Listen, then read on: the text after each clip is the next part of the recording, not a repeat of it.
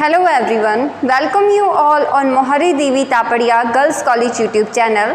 Today in this video lecture we are going to progress our poem Thoughts in a Garden, which is written by the metaphysical poet Andrew Marvell.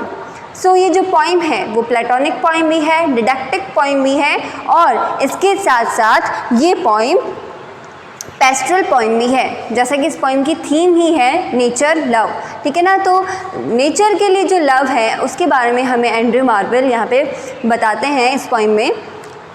हमने इस poem का जो first और second stanza है वो अच्छे से cover कर लिया है। होप आपको अच्छे से समझ में भी आ गया होगा।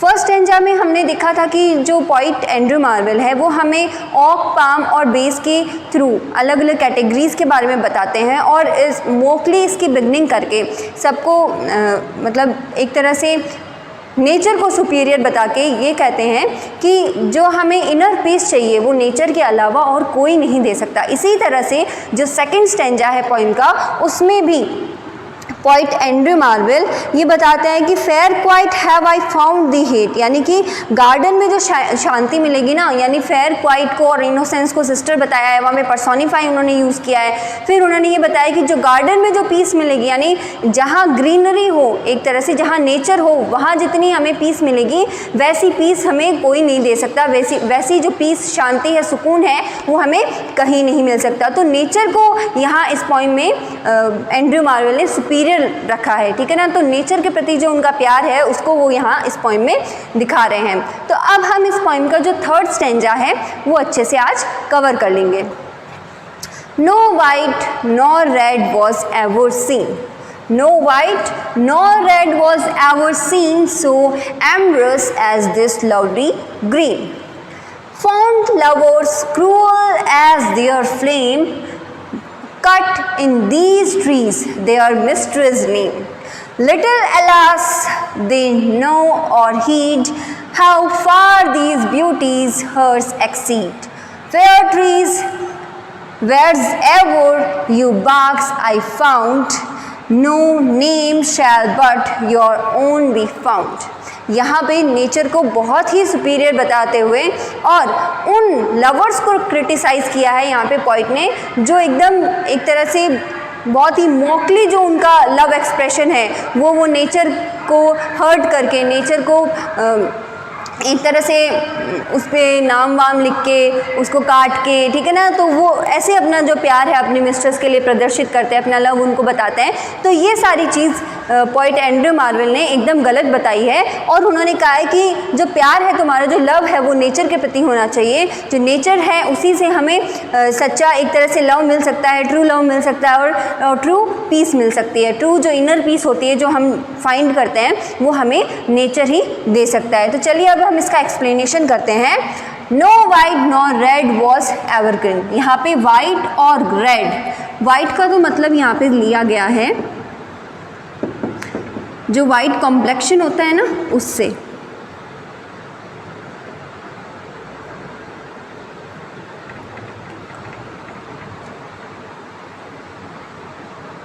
ठीक है। और जो रेड है उसका मतलब है यहाँ पे रेड लिप्स से, ठीक है ना। तो एक तरह से एक लेडी के बारे में बताया जा रहा है इस फर्स्ट लाइन में कि जो no white nor red was ever seen, यानी यहाँ पे इस गार्डन में आपको वाइट कॉम्प्लेक्शन नहीं मिलेगा और ना ही रेड कलर के लिप्स मिलेंगे। मतलब कि जो ब्यूटी एक तरह से मानी जाती है कि जो वाइट कॉम्प्लेक्शन वाली लड़कियां होती है, जो जिनके पिंक या रेड लिप्स होते हैं, वो बहुत ज़्यादा सुंदर लगती है, वो बहुत ज़्यादा ब्यूटीफुल होती है। एक तरह से पोइट उनको क्रिटिसाइज़ करते हुए बोल रहे हैं कि उनसे ज़्यादा सुपीरियर क्या है, उनसे ज़्यादा सुपीरियर तो ये ग्रीनरी है, ये ग्रीन कलर है। रेड और वाइट से तो ज़्यादा ये ग्रीन कलर इतना अच्छा है, इतना लवली है। No white nor red was ever seen, यानी यहाँ पे आपको वाइट और रेड कलर बिल्कुल नहीं मिलेगा इस गार्डन में। यानी कि आप वो चाहते हो ना कि वो वाइट कॉम्प्लेक्शन और रेड लिप्स वाली ब्यूटी मिले, वो नहीं मिलेगी आपको यहाँ पे। So amorous as this lovely green, यानी उससे तो बहुत ज़्यादा, कई ज़्यादा सुंदर और कई ज़्यादा सुखद, कई ज़्यादा अच्छी क्या है यहाँ पे जो ग्रीनरी है, जो ये यहाँ का ग्रीन कलर है वो है। Fond lovers cruel as their flame, अब यहाँ पे क्या बताया है किसी लवर्स के कपल को बताया, यानी किसी एक कपल को लेके यहाँ पे पॉइंट ने क्रिटिसाइज़ किया है, कपल्स को क्रिटिसाइज़ किया है जो लवर्स होते हैं उनको।